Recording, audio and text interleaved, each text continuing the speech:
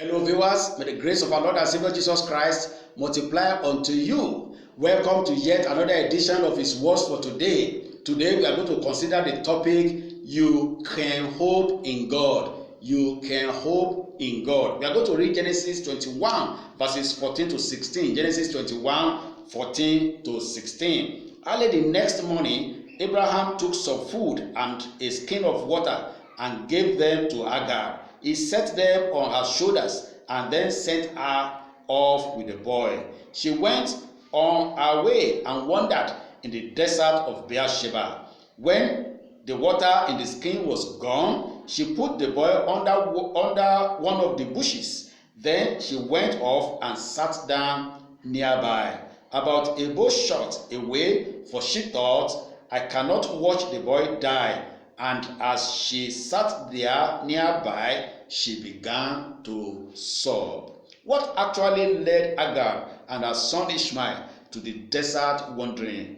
Two things of cultural importance must be considered. Culturally, during the days of Abraham, a childless woman can give her maidservant to her husband. If she became pregnant, the child that was born belongs to her mistress. So out of desperation, Sarah gave Hagar to her husband, and she gave birth to a son who was named Ishmael.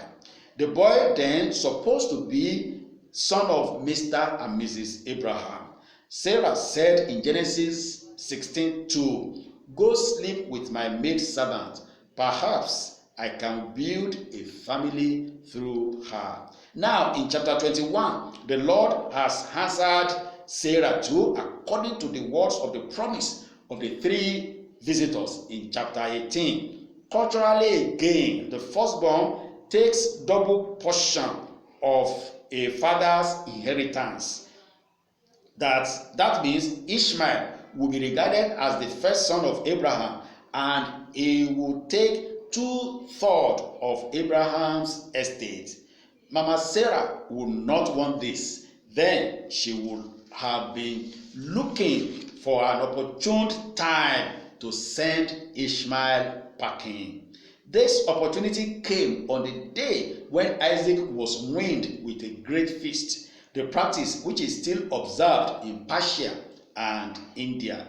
One will feel for Sarah because she would have also entertained some fear. She would not want any evil to come upon her only begotten son. Isaac was born when Ishmael was 14 years old. Genesis 17 verses 24 and 25, chapter 18 verse 10, chapter 21 verses 1 to 5.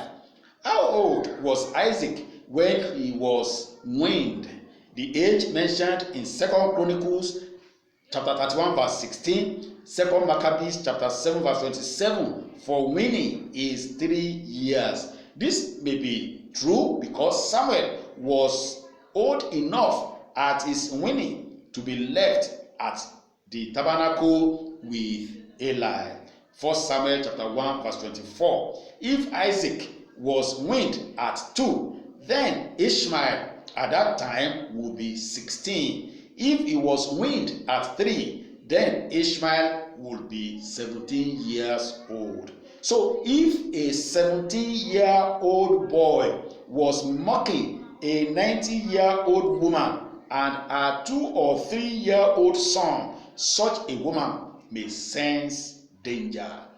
That is what happened in Genesis chapter 21 verse 9 when Ishmael mocked Sarah and her son. So she had two factors for which Ishmael must not stay around Isaac. The first is about the inheritance, and the second is about the sniffed danger. Eventually, Hagar and her son Ishmael were sent away with few provisions of water and food. The two wandered in a desert. There, their supplies got spent in a probably harsh weather, so harsh that a 16 or 17-year-old was dying of dehydration.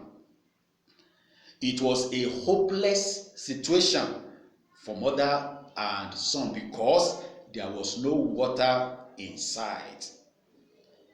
In despair, Hagar concluded that her son would not die in her presence. So she moved away a little from the scene. But God of hope showed up in that desperate situation. He gives hope in that hopeless situation. That is why we say you too can hope in God. You can hope in God for the following reasons observable in the story of a mother and her son in Genesis 21 verses 8 to 21. The first reason is God hears you crying. God hears you crying. That's verse 17. God heard the boy crying. What is the matter, Hagar? Do not be afraid. God has heard the boy crying as he lies there. Ishmael is the English rendition of the Hebrew noun Ishmael, which means God will hear, or God who hears. And indeed, he hears. He heard the cry of the mother and the child. He had heard Hagar before in Genesis 16, and that was why he asked her to name the boy Ishmael.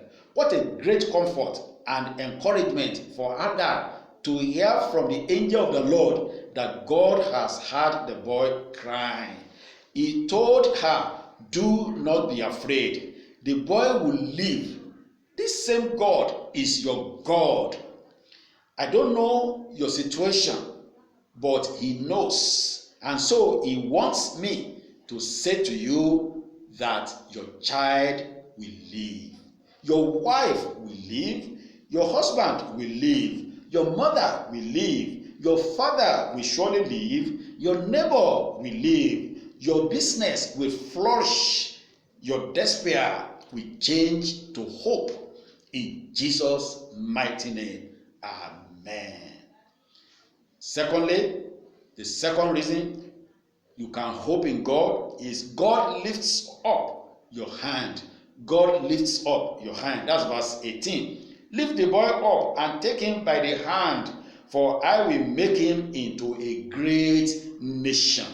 It should be recalled that Hagar had earlier run away from her mistress in Genesis 16. The angel of the Lord asked her to go back to her mistress in submission with the promise, I will so increase your descendants that they will be too numerous to count. That is Genesis 16 verse 10. So in chapter 21 verse 18, for I will make him into a great nation, is a reassurance of the earlier promise, and the instruction, lift up the boy up and take him by the hand, is a symbolic gesture that God asked Hagar to perform on his behalf.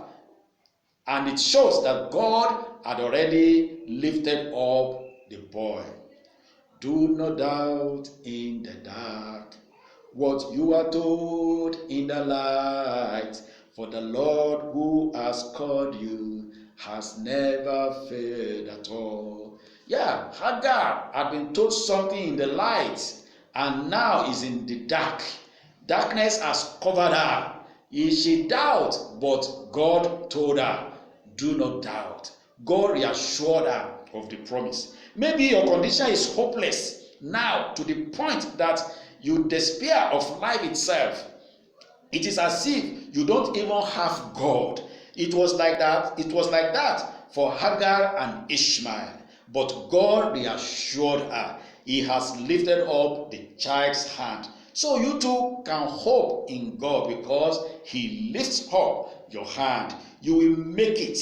You will be blessed. You will be great. In a symbolic gesture like Hagar's, lift up yourself and child.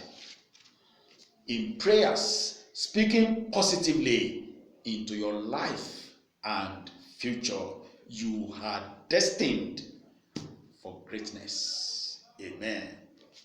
Lastly, the last reason for which you can hope in God, God opens your eyes. God opens your eyes. That's verse 19. Then God opened her eyes, and she saw a well of water. Two questions quickly come to mind. Was the well there in the desert and she didn't see it? Was it a miracle well that sprang up because of her and her boy? Whichever way, the point is that God provides the well of water, and she wouldn't have seen it except her eyes are opened. You and I would not have had understanding of the scriptures unless our eyes and minds are opened, like that of the two disciples on the way to Emmaus. Luke chapter 24, verse 31, verse 32, verse 45. Similarly, some of us are sitting on wells of treasures and fortunes, and we do not know. It is not our fault. God has to open our eyes for us to know. You can hope in God. He will open your eyes to see the wells. He is the one who opens the eyes of the owners of Facebook, Google, Apple, robotic engineers, Bill Gates, and the rest of them. I pray He will open your eyes so that you can see. He will open your eyes to see well of water of life, well of treasures and prosperity, well of divine connections, well of rewarding investments, well of revelation and inspiration of the Holy Spirit, well of good health, well of wisdom, knowledge, and understanding, to fill your jar so that you can drink in abundance and give your children and your loved ones to drink as well. That is it. Cheer up. You can hope in God because He hears you cry. He lifts up your hand. He opens your eyes.